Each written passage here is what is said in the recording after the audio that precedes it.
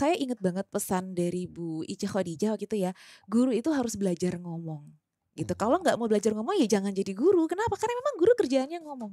Betul Kan sekali. harus menyampaikan, bukan cuma nyampein materi. Kalau cuma nyampein materi anak-anak bisa nyari di mbah Google gitu kan, bisa, apalagi sekarang udah ada AI makin Iya. canggih.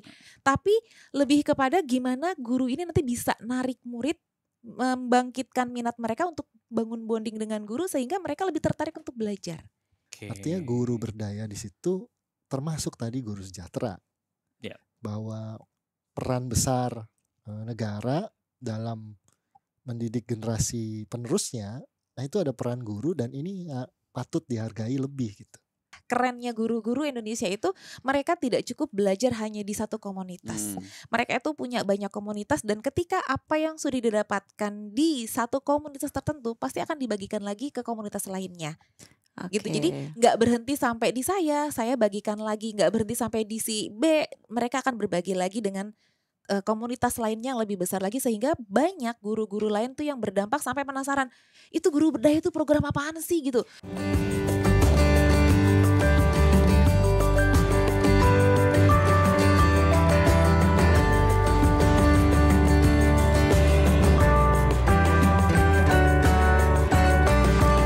Podcast Naik Kelas. Podcast Naik Kelas. Halo, assalamualaikum warahmatullahi wabarakatuh. Kembali di podcast Naik Kelas bersama saya dan Mak Upit. Kok diem aja? Lagi nyapa ini? Hai, gitu halo semuanya. Dijawab salamnya juga.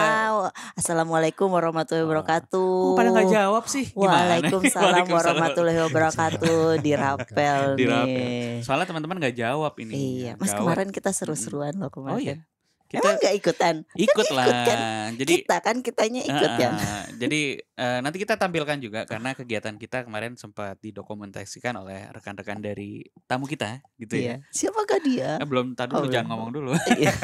Jeng biar kayak kuis ya. Iya gitu dong.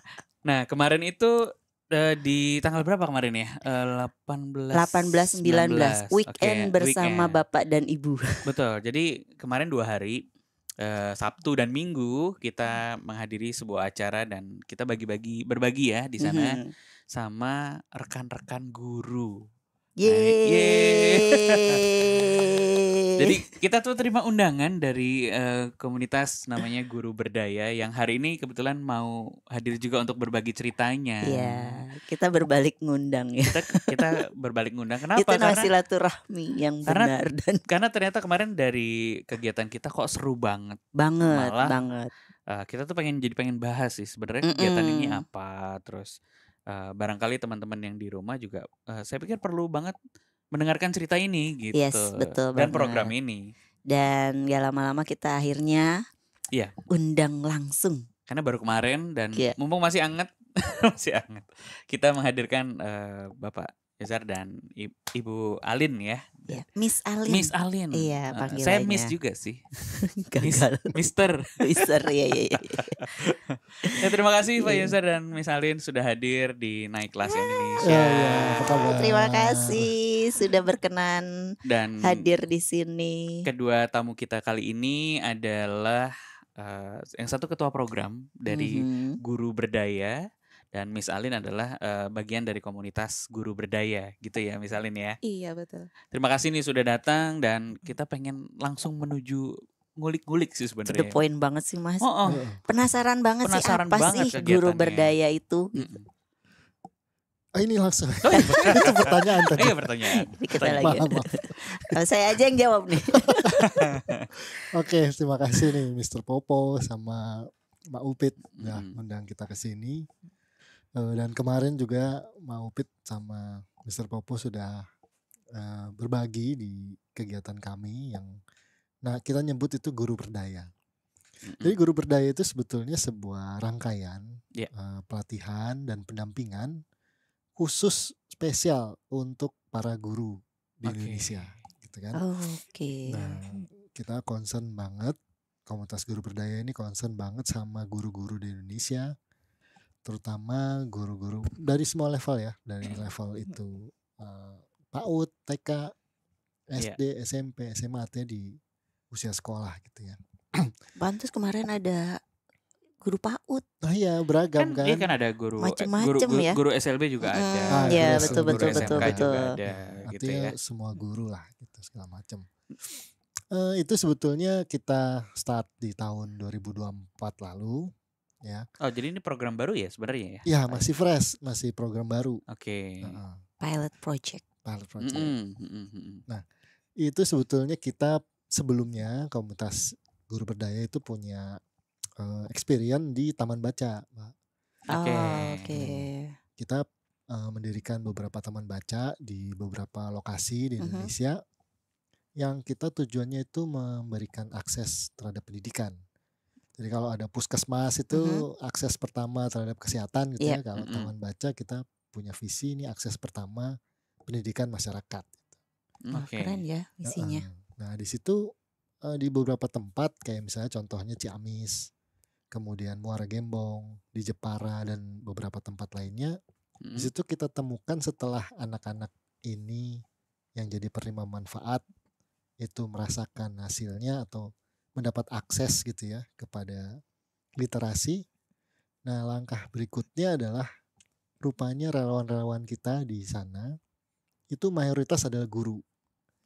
Gitu. Jadi pelaksananya malah guru sebenarnya. Malah guru yang berminat sebagai relawan-relawan kami di Taman Baca itu guru lah, semuanya guru. Nah sampai 2024 itu masih ada istilah namanya guru honorer ya kan. Sampai 2024 tuh dirubah jadi guru P3K. Cuman di situ kita banyak guru-guru honorer yang rupanya itu potensinya banyak, potensinya besar, tapi lagi-lagi akses kepada peningkatan kapasitasnya itu terbatas. Gitu.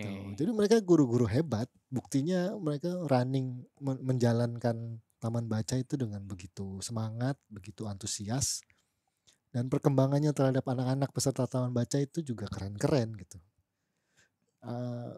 Apa ya? Kayak misalnya contoh pelestarian budaya, nari itu terjadi kan di Taman Baca gitu. Kemudian menghantarkan anak-anak untuk bisa menulis, bisa menceritakan kembali, bahkan mendongeng itu terjadi di Taman Baca gitu.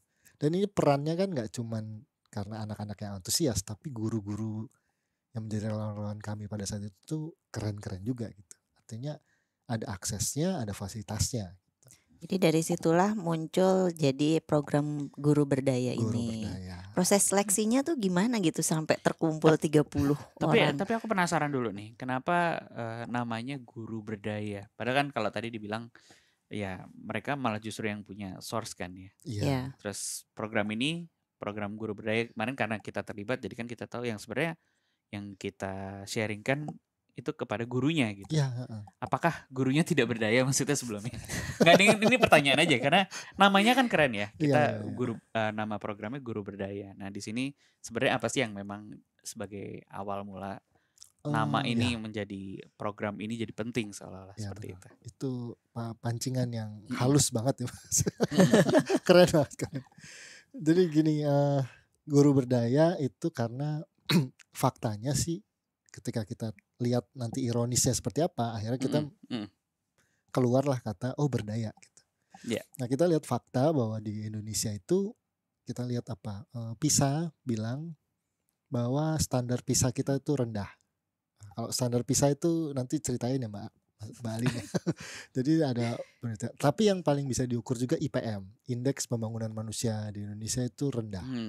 Gitu. Dan sampai menterinya ganti-ganti itu kita terus dapat laporan di koran atau di koran zaman kapan di media massa.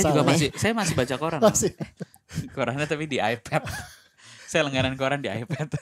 Ya kita juga terus dapat laporan fakta-fakta bahwa kualitas pendidikan di Indonesia itu turun gitu. Dan faktor yang utamanya itu guru. Artinya guru ini merupakan aktor utama kan. Nah kembali ke berdaya tadi bahwa Indonesia ini punya potensi dan punya kurikulum yang bagus dan punya kurikulum yang kita ambil positifnya ya, itu selalu disempurnakan setiap ganti menteri kan gitu. Nah cuman faktor yang missing adalah bagaimana mendeliver kan, bagaimana mendeliver si kurikulum yang punya visi dan misi Indonesia Emas itu dengan baik kan sebetulnya di situ. Nah, maka guru berdaya sebetulnya sikap kami, kita pengen guru ini tuh lebih berdaya. Nah yang lebih dekat pendekatan kepada guru berdaya adalah soal kesejahteraan guru. Nah menarik nih kalau udah ngomong sejahtera. Nggak nih maksudnya saya jadi makin penasaran sebenarnya. Berdaya nih katakanlah secara skill atau secara ada finansial juga gitu. Ya di situ dia. Atau berjalan paralel. Iya. Nah, gini ya, setiap kita lihatlah faktanya bahwa setiap pekerjaan, kita bilang profesi deh. Setiap profesi itu dia selalu diimbangi dengan wealthy atau kesejahteraan yang apa ya, apple to apple kan gitu kan ya. Nah sementara dari zaman saya kecil guru ini diposisikan sebagai pahlawan tanpa tanda jasa gitu. Nah sementara orang di garasi bikin apple dan akhirnya dia bisa berdampak luas, itu jasanya banyak banget gitu kan ya. Nah ini emang kontras, tapi itu sampai ada lagunya kan, guru itu pahlawan tanpa tanda jasa gitu ya. Sana memang mengharap pahala aja kan. Iya mengharap pahala aja gitu. Tapi kan kalau kita hidup di dunia realita gitu ya. Nah itu sebetulnya hal yang harus itu sikap kita untuk bisa memperbaiki hal itu. Artinya guru berdaya di situ termasuk tadi guru sejahtera. Bahwa peran besar negara dalam mendidik generasi penerusnya, nah itu ada peran guru dan ini patut dihargai lebih gitu. Ya kan, effort sama dengan hasil kan gitu sebetulnya. Nah di situ tuh muncullah inisiasi si guru berdaya ini. Nah maka masuk ke tadi paralel memang. Nggak bisa kalau ujuk-ujuk gitu ya, ini bahasa Jawa banget.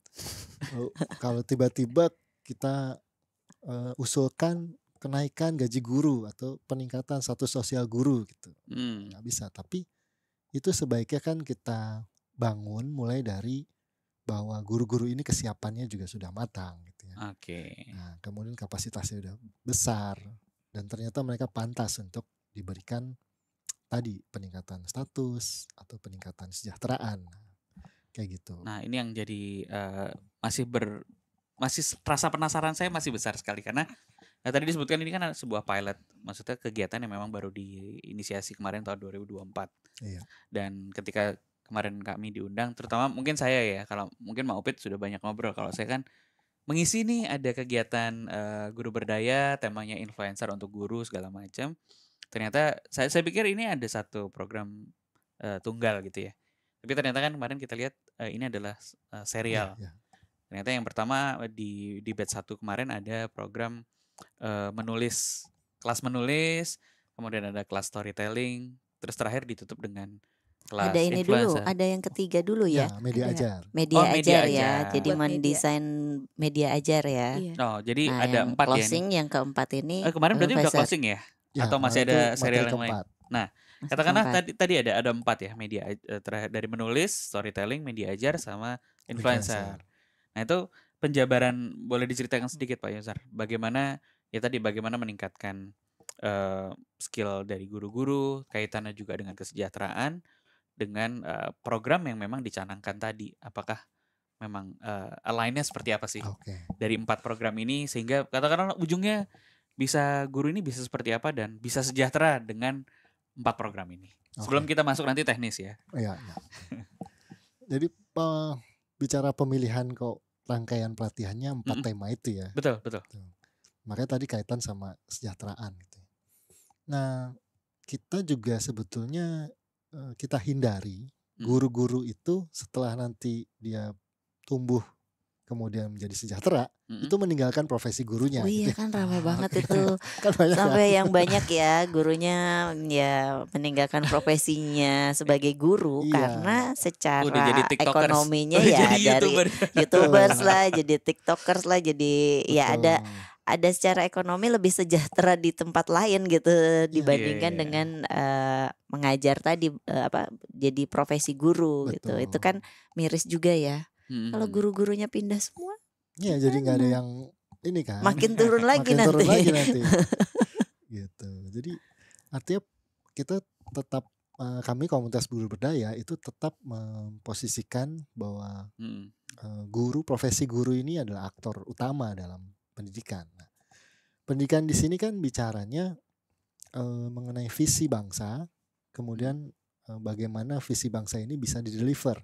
Nah, di sini bicaranya ilmu komunikasi kan sebetulnya gitu. Pointersnya di situ. Yeah.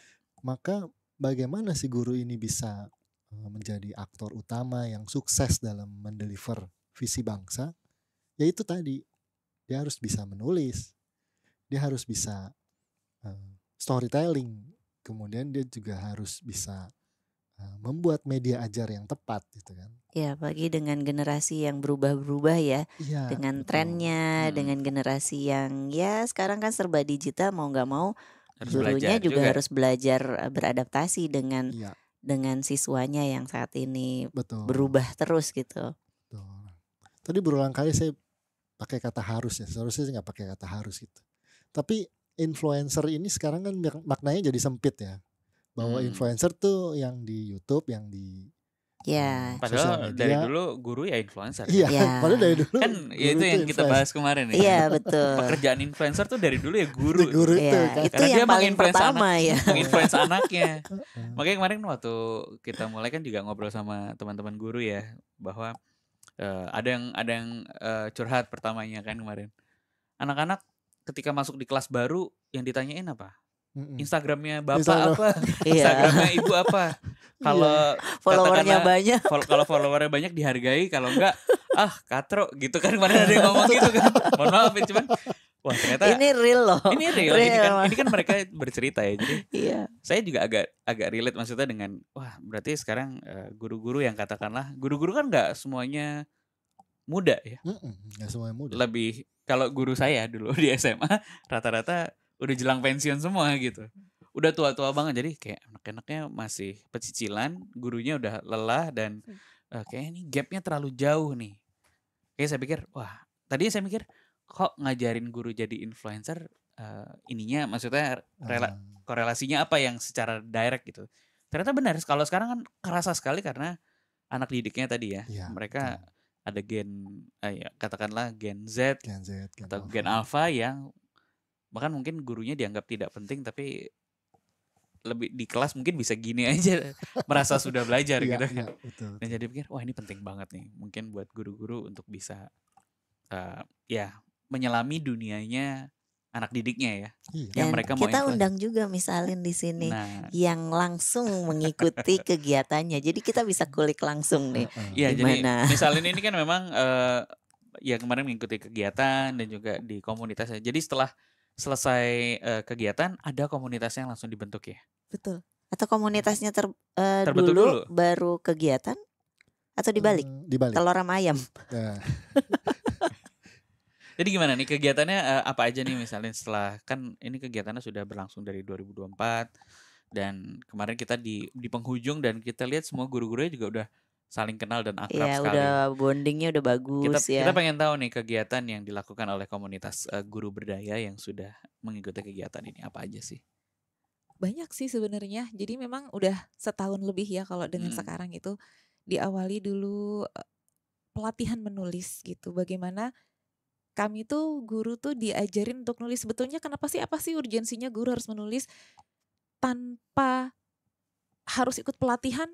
Bisa kan guru nulis gitu. Sebetulnya iya gitu, cuma supaya tulisannya bisa jadi lebih bermakna. Apalagi kan guru itu kan harus punya karya ya. Terus guru juga harus kayak punya karya ilmiah. Pastinya beda prosesnya, tapi kalau dasar-dasarnya kemudian pemahamannya kenapa sih harus menulis, biar apa tujuannya itu nggak dipahami dulu oleh guru, ya nanti otomatis yang ditulis pun juga jadi nggak bermakna kan, harapannya seperti itu. Nah selain itu juga nanti dengan tulisan tadi harapannya itu bisa menginspirasi teman-teman guru lain yang mungkin memang nggak tahu cerita kita tuh kayak gimana. Boleh jadi cerita yang kita punya tuh biasa aja, tapi ternyata buat orang lain tuh sesuatu yang luar biasa dan itu perlu dibagikan. Minimal kan nulis buat dirinya sendiri dulu gitu, kemudian nanti mungkin tulisan itu bisa dibagikan kepada muridnya, atau nanti kalau dalam skala besar lagi kayak misalnya dia buat penelitian atau karya ilmiah. Karena untuk guru-guru di jenjang tertentu, misalnya kayak guru-guru yang memang harus kayak naik pangkat atau apa kan harus buat karya ilmiah ya. Nah mereka kan harus punya karya. Nah di pelatihan ini tuh kami diajari seperti itu untuk bagaimana kita sebagai guru itu, kok kita sih, saya ya kan Mbak Upit Mbak Upit mah bukan guru ya. Saya sebagai guru dan teman-teman itu bisa menceritakan bukan hanya praktik baik tapi hal-hal lain seputar dunia pendidikan, terutama hal-hal yang kami hadapi sehari-hari untuk bisa dibagikan lagi kepada orang lain. Dan akhirnya kami kemarin 30 orang itu berhasil menulis dengan dibimbing dan dimentori langsung oleh ahlinya sampai menghasilkan 1 buah buku. Jadi dalam satu program itu semuanya kemarin 30 orang ya? 30 orang. Digabung jadi satu buku itu adalah 30 cerita dari 30 peserta yang semuanya itu guru. Betul banget. Nah gak cuma sampai situ doang Mak Upit, Mr. Popo. Habis selesai nulis itu gak berhenti. Ternyata kami masih diajak lagi untuk terlibat di pelatihan storytelling. Nah kenapa storytelling ini penting? Karena itu dipakai sehari-hari sama guru untuk berbicara. Guru tiap hari kan bercerita sama gurunya. Juga sadar kan sebenarnya kalau guru tuh udah storytelling sama muridnya. Iya tiap hari mesti cerita gitu kan, menjelaskan ke murid-muridnya. Tapi saya ingat banget pesan dari Bu Ica Khadijah gitu ya, guru itu harus belajar ngomong gitu. Kalau nggak mau belajar ngomong ya jangan jadi guru. Kenapa? Karena memang guru kerjaannya ngomong. Betul kan harus menyampaikan, bukan cuma nyampein materi. Kalau cuma nyampein materi anak-anak bisa nyari di Mbah Google gitu kan, bisa, apalagi sekarang udah ada AI makin canggih. Tapi lebih kepada gimana guru ini nanti bisa narik murid, membangkitkan minat mereka untuk bangun bonding dengan guru sehingga mereka lebih tertarik untuk belajar. Karena itu penting sekali ya, penting banget. Karena gini kan, kayak misalnya gadget itu lebih menarik ketimbang murid ngeliat guru gitu. Betul Kalau gurunya lebih menarik gadgetnya atau katakanlah ya tadi sumber informasinya. Kalau lihat anak-anak sekarang belajar lewat TikTok, lewat YouTube, atau tadi dikatakan lewat AI, itu kan lebih interaktif. Kalau gurunya tidak interaktif dan atraksi, nggak boleh atraksi ya. Bukan berarti harus jungkir balik ya. Kita dikit-dikit dilaporin. Loh enggak dong. Kalau gurunya boring kayak misalnya cuman ngebacain buku yang udah ada. Minat baca anak-anak sekarang juga rendah sekali. Itu dia. Minat baca, kemampuan literasi numerasinya itu kan menurun ya. Apalagi kemarin setelah pandemi mereka ngalamin yang namanya learning loss. Itu PR berat banget buat guru. Dan di situ kemudian saya juga sempat berpikir gimana ya caranya biar anak-anak ini minat bacanya itu meningkat. Makanya kemudian dengan rangkaian kegiatan kemarin yang terakhir itu pelatihan influencer itu kayak membangkitkan lagi mood dan semangat saya untuk membangun media sosial saya yang emang pernah udah diniatin dibangun buat ningkatin minat bacanya anak gitu. Tapi aku jadi penasaran beneran nih, in real life ya, di kehidupan nyata di sekolah. Kan misalnya ngajar. Iya. Kan anak-anak juga pas ngajarnya di apa? SD. Jenjang SD. Ya katakanlah SD lah. SD malah lebih dekat sama gadget kan. Dari anak saya karena kemarin waktu pandemi mereka hampir 3 tahun itu bersentuhan sama gadget kan, dikenalin secara paksa gitu. Ketika sudah kembali ke era ya masuk ke kelas gitu, anak-anak misalin tuh anak didiknya bosen nggak sih kelihatannya? Pasti. Bosen lihat guru loh maksudnya. Kaget kan gurunya, sih, yang pertama sih kaget. Enakan di rumah. Ya itu dia. Pakai AC, kadang-kadang gitu ya. Pakai AC sambil belajar sambil ngemil. Terus tiba-tiba harus di kelas gitu ya. Terus benar-benar jam 7 sampai katakanlah jam 2 atau jam berapa. Terus gurunya itu aja, maksudnya gurunya satu kan? Iya, apalagi di SD, wali kelas kan semua pelajaran. Iya, maksud saya kan itu, gurunya cuma satu, ketemu Senin sampai Jumat, kan bosen kan? Pasti. Itu ngerasain gak sih si anak-anak ini kehilangan minat untuk belajar dari guru ketika ya ini terjadi? Ya, ngerasain banget. Itu masa-masa transisi yang berat ya. Bukan cuma buat anak sih, buat gurunya juga karena memang kan sudah terlalu lama istilahnya di zona nyaman, tiba-tiba harus balik lagi, adaptasi lagi dari nol lagi. Makanya kan pelan-pelan waktu itu kan gak langsung tatap muka seluruhnya ya, PTM itu sebagian hybrid, sebagian di rumah, sebagian di sekolah, bahkan digilir gitu kan. Jadi hari ini khusus untuk yang nomor sekian sampai sekian, besok nomor sekian sampai sekian, jadi digilir gantian sampai akhirnya full semuanya masuk. Itu adaptasinya lama banget. Apalagi kalau waktu kemarin pandemi di rumah itu kan nggak bisa dipungkiri yang ngerjain tugas itu sebagian besar orang tuanya. Bukan anak. Bukan saya. Saya enggak. Jadi kayak kemampuan nulis gitu. Kemampuan nulis itu kayak boleh dibilang kayak jadi tangannya siapa yang ngerjain tugas anaknya? ChatGPT. Kemarin belum ada, belum viral. Enggak boleh. Menarik ya, maksudnya ini pembahasan yang memang menarik dan saya malah jadi pengen tahu, ini kan program udah setahun katakanlah diikuti oleh Misalin dan rekan-rekan guru ya kemarin. Ketika mengikuti kegiatan satu menulis, storytelling, terus media ajar, terus kemarin influencer kan, tapi kalau influencer belakangan deh, itu kan baru kemarin gitu ya. Artinya ada nggak sih dampak secara langsung? Apakah Misalin dan teman-teman ini punya sering sharing di komunitas? Wah sekarang saya bisa stand up comedy loh. Misalnya kan kemarin saya nggak tahu ya. Karena kan semua pada mengeluarkan ininya ya. Kan biasanya bakat gitu ya. Terpendamnya. Menulis. Jadi ada mengajar selain ada bahan ajarnya, tapi menulis sesuatu yang memang related tuh untuk mengajar lebih menyenangkan, katakanlah storytelling. Jadi anak-anak kita bisa nge-grab atensi anak-anak itu lebih. Dampak yang mana sih yang secara nyata di Misalin dan teman-teman itu merasakan dari kegiatan guru berdaya ini? Banyak banget sebenarnya ya. Ini mah baru saya aja yang cerita ya, belum teman-teman yang lain. Nanti 30 boleh diundang gantian gitu ya. Ya tapi yang jelas yang emang berasa banget itu ya, kami itu kan guru kan gak cuma ikut satu komunitas ya. Kerennya guru-guru Indonesia itu mereka tidak cukup belajar hanya di satu komunitas.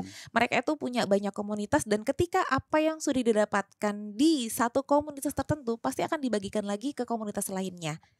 Gitu. Jadi gak berhenti sampai di saya bagikan lagi, gak berhenti sampai di si B, mereka akan berbagi lagi dengan komunitas lainnya yang lebih besar lagi sehingga banyak guru-guru lain tuh yang berdampak sampai penasaran itu guru berdaya itu program apaan sih gitu, kapan ada lagi ya gitu. di sosial medianya juga pada kapan buka lagi, gimana cara daftarnya, kok bisa masuk kok aku gitu nggak tahu kan. sih info kayak gitu, gimana sih Kak, bagi-bagi dong infonya Kak gitu. Malah saya share dimarahin kemarin. Kenapa tuh dimarahin? Ya ada yang mau ikut nggak boleh. Karena kan limited seat ya. Iya, nggak usah di share katanya. Mendingan nggak usah nge-share kalau nggak boleh ikut. Galak amat. Iya makanya saya merasa bersyukur dan beruntung banget ya bisa ikut di batch yang pertama ini, karena paling tidak ketika teman-teman di luar sana mungkin belum dapat kesempatan untuk bisa ikut program guru berdaya yang sekarang ataupun nanti batch selanjutnya, paling nggak mereka dapat sebagian ilmu yang sudah kami dapat kami berikan lagi ke mereka. Sehingga nanti dampaknya makin luas, gak cuma hanya di saya, di teman-teman yang 30 ini, tapi dampaknya semakin luas. Karena ketika dampaknya semakin luas, otomatis guru-guru ini nanti bisa implementasi dan pakai langsung buat muridnya. Storytelling yang bagus, gimana nanti menarik minatnya anak sampai nanti mereka mau baca, akhirnya kemampuan literasinya naik. Bahkan dari storytelling itu bukan cuma literasi aja, numerasi pun juga bisa ditingkatkan. Cuma yang penting kita tahu tekniknya, dan kalau mau pakai buku-buku atau apapun itulah gitu, kita bisa masuk ini cocoknya untuk pelajaran apa ya, gak hanya untuk matematika atau gak hanya bahasa Indonesia aja, matematika, pelajaran lain itu bisa kok kita pakai storytellingnya gitu. Oke. Menarik ya. Menarik. Mau balik lagi ke SD gak? Hah? Balik lagi SD? Aku mau jadi guru aja. Asik. Ya kan bisa jadi guru, bisa jadi apa gitu loh, balik ke sekolah SD-nya. Iya. Kalau saya sih bukan duduk lagi di kelas. Tapi aku sering ke SD, Mak. Jemput. Nggak, beli cilok. Oh iya, jajanan SD itu aduh. Memorable ya. Tapi tadi kan disebutkan memang di batch 1 ada 30. Saya pengen tanya, kenapa 30? Kenapa enggak 30.000? Nggak, ini penasaran aja kan, kalau pilot memang ya small scale dulu lah ya. Iya, betul. Tapi jangan bilang dari budget enggak ya. Enggak, budget sih unlimited sih. Pasti kalau udah dengar semua nanti yang mau support juga banyak iya, kan. Karena luar biasa guru berdaya ini programnya. Kenapa maksudnya dalam 1 tahun hanya 30? Apakah memang untuk ada evaluasi tertentu atau ada rencana ke depan memang ini mau langsung di skala nasional gitu misalnya katakan. Nah, yang perlu disampaikan juga bahwa batch pertama guru berdaya ini kita waktu itu kerjasama, kolaborasi lah sama komunitas guru belajar, benar ya, komunitas guru belajar atau kampus pemimpin merdeka waktu itu ya. Nah, itu tuh komunitas besar yang support terhadap gerakan merdeka belajar gitu. Nah, waktu itu kita adakan seleksi dari webinar yang diikuti lebih dari 1.000. Banyak. Ya, diikuti oleh 1.000 peserta. Kemudian dari situ kita undang untuk mengikuti program atau pilot project Guru Berdaya, gitu kan. Dan itu atas beberapa suggest bahwa kalau dari komunitas kita yang ribuan ini, seleksi menjadi 30 itu akan sangat tersaring, gitu kan. Itu langsung 30 di akhir atau ada sistem gugur gitu? Mungkin dari sebelumnya dari berapa menjadi sampai 30 atau dari awal udah 30? Dari awal udah 30. Oh, dari awal 30. Jadi diseleksinya dari yang 1.000, kemudian itu di 1.000, dari 1.000 saring lagi dengan mekanisme yang dilakukan oleh mitra kami ya. Disaring lagi dengan paper, menuliskan apa visi, apa misinya, jadi 100 kalau nggak salah, yang akhirnya jadi 30 ini. Gitu. Supaya memang di pilot ini bisa terukur sekali gitu. Sangat terukur gitu. Jadi benar-benar aspek-aspek itu kita ukur dengan ya insya Allah dengan baik lah gitu kan. Gitu. Setelah ini maksudnya komunitas ini akan terus dipantau oleh Guru Berdaya atau komunitas ini sebenarnya berdiri terpisah sih? Kita aspeknya kita akan terus jadi sebagai wadah. Bagaimana tadi benar banget menurut Miss Alin, jadi ini tuh praktik baik ini harus tersebar. Artinya yang namanya sesuatu hal yang positif itu harus di-influence terus kan, harus terus disebarkan. Nah, itulah komunitas Guru Berdaya, itulah yang akan nanti punya peran di situ. Artinya kami perannya menghantarkan untuk masuk kepada komunitas, sehingga komunitas itu nanti punya berbagai inovasi jadinya, jadi punya berbagai bisa mengakomodir banyak hal nanti di situ. Oke. Kemudian next batch kapan dan kira-kira enggak maksudnya kan kalau kemarin 30 katakanlah setelah mengetahui dampaknya juga sangat besar di guru dan di murid-murid yang akhirnya terdampak juga dari tim yang Guru Berdaya ini sebagai penyelenggara, kira-kira di batch selanjutnya tuh sebesar apa sih? Ya. Nah, kalau berikutnya itu kita mau coba dengan jumlah peserta lebih banyak. Tapi lebih banyaknya sedikit lah. Artinya kita mau tingkatin 31 ya berarti. Enggak gitu ya. Itu lebih banyak. Yang penting lebih dari 30 Mas. Iya, bener 31. kan? Betul. Jadi kita mau coba lebih banyak di 50. Itu banyak. Betul. Cuman ini kita mau langsung coba untuk tidak melakukannya selama setahun terus berhenti. Artinya dalam 1 tahun itu bisa paralel. Satu batch itu maksudnya satu kelasnya. Satu kelasnya. Jadi betul. bisa aja nanti 1000 kelas gitu kan. Ya, Bisa jadi. Bisa jadi kan. Oke. Jadi kayak sistemnya zaman dulu itu kayak angkot ya. Penuh berangkat gitu ya. Jadi kamu Melayu. Jadi bisa bisa jadi satu hari itu bisa multiple kelas juga kan. Iya. Gitu. Kita pengen lakukan itu. Dan tahun depan kita mau tahun 2026 ya, kita targetnya mau buka kelas online jadinya. Supaya dampaknya bisa lebih luas. Terjangkau untuk daerah-daerah yang di Indonesia Timur misalnya, atau Indonesia Barat, Tengah. Menarik sekali. Udah sampai sana kita merencanakannya gitu kan. Nah, artinya nanti mungkin di sini juga banyak teman-teman yang menyaksikan ini ya. Mendengarkan. Nah, itu mungkin bisa ikut ya, bisa ikutan, bisa memuaskan ketertarikannya. Cukup nanti ke Guru Berdaya aja, guruberdaya.org. ID. Nanti ada di Instagram, sini ya linknya. Instagramnya guruberdaya.id. Guruberdaya.id. Websitenya guruberdaya.org. Nanti informasinya juga selalu. Daripada ketuanya. Saya mau jadi wakilnya deh kalau gitu. Ayo. Sama terakhir untuk Miss Alin nih. Kemarin sudah mengikuti 4 dan ini mau ada lagi. Kira-kira dari 4 itu ada yang kurang gak sih? Apa yang wah ternyata saya masih perlu assist di materi seperti ini nih karena masih ini ada PR loh. Iya, masih ada PR loh kemarin. Ada Bapak Ketuanya kan. Ini programnya kan belum berjalan. Jadi kalau ada program yang memang mau mau nanti ditambahkan kira-kira dari teman-teman atau curhatan teman-teman atau misalnya sendiri kira-kira materi apa lagi sih yang pengen diberikan oleh tim guru berdaya ini? Kalau ditanya kepengen kurang pasti banyak yang kurangnya ya karena memang kebutuhan belajar guru tuh kan banyak.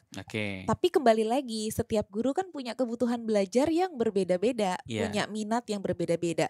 Kayak saya aja udah banyak banget ikut pelatihan A, B, C, saya ikutin semuanya tapi pada akhirnya nanti hanya menuju ke satu muara, itulah passion saya di situ. Jadi sementara yang sudah berjalan dari guru berdaya saat ini mulai dari kemarin pelatihan menulis, kemudian storytelling, membuat media sampai terakhir kemarin yang influencer, itu buat saya saat ini cukup.